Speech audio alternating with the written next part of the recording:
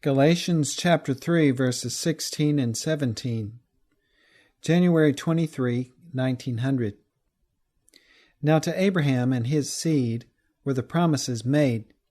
He saith not unto seeds as of many, but as of one, and to thy seed which is Christ. And this I say, that the covenant that was confirmed before of God in Christ, the law, which was 430 years after, cannot disannul, that it should make the promise of none effect. We have seen that Israel made the mistake of putting in the place of God's covenant the things which the Lord gave to them to aid them in arriving at the full light and blessing of the covenant.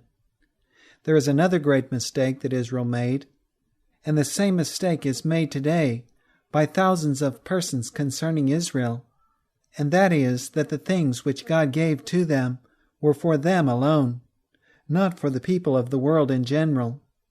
Israel, thinking thus, naturally shut herself away from the nations, and made all these things specially her own.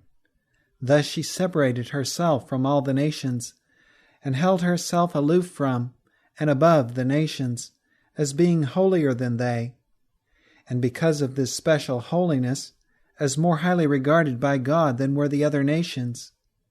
Yet this whole conception of things was an utter mistake, and was a perversion of the intent of the things that God had given. Everything that the Lord gave to Israel was for the benefit of the whole world. Israel was to be the missionary people, who should extend to all nations the light and blessing given to her, in order that all nations might enjoy the light and blessing of God, as revealed in the Abrahamic covenant, to the full knowledge of which all these things that were given were to lead Israel and all people. We again set down here for study the passage from Patriarchs and Prophets, which was quoted in last week's article.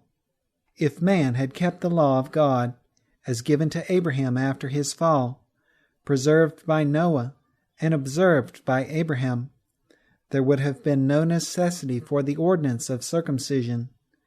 And if the descendants of Abraham had kept the covenant of which circumcision was a sign, they would never have been seduced into idolatry, nor would it have been necessary for them to suffer a life of bondage in Egypt. They would have kept God's law in mind, and there would have been no necessity for it to be proclaimed from Sinai or engraved upon the tables of stone. And had the people practiced the principles of the 10 Commandments, there would have been no need of the additional directions given to Moses. The sacrificial system committed to Adam was also perverted by his descendants. Superstition, idolatry, cruelty, and licentiousness corrupted the simple and significant service that God had appointed. Through long intercourse with idolaters, the people of Israel had mingled many heathen customs with their worship. Therefore the Lord gave them at Sinai definite instruction concerning the sacrificial service. Patriarchs and Prophets, page 364. It was the apostasy of mankind in general that was the cause of God's calling Abraham and setting him as a light to the nations. It was the unfaithfulness of the descendants of Abraham that caused them to suffer a life of bondage in Egypt. In Egypt, amid its darkness of every sort, the ideas that they had received in descent from Abraham were more and more obscured until they were practically lost, and thus in their bondage the people had to a great extent lost their knowledge of God and of the principles of the Abrahamic covenant. As they had thus lost the law of God from their minds, all this must be renewed. But having no true conception of the law of God, as in the Abrahamic covenant, this had to be taught to them. Therefore God proclaimed his law with his own voice to all the people, then gave it in written form, that they might, under his guidance, discern its deep spiritual principles. And that this might the better be done, in their obscurity of mind, the principles of the 10 Commandments were drawn out in detail in the writings of Moses, which the people had in their hands, and which they were to study constantly until the words of God and these holy principles should be engraved upon their hearts, embedded in their souls, and written in their minds. That is, until they had attained to the glory of the covenant with Abraham.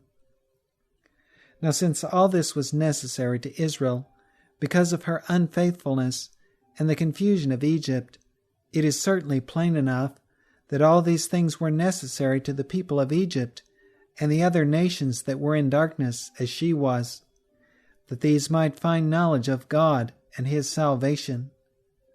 Then in the very nature of things, all these things and all this teaching that came to Israel to bring them to the light of God were intended by the Lord to be passed on by Israel to the other nations, that these also might be brought to where they should walk in the light of God.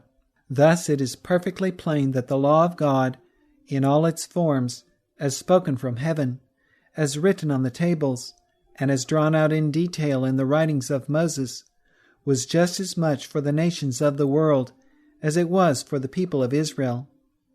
And both Israel and the nations made the mistake of thinking that it was only for Israel.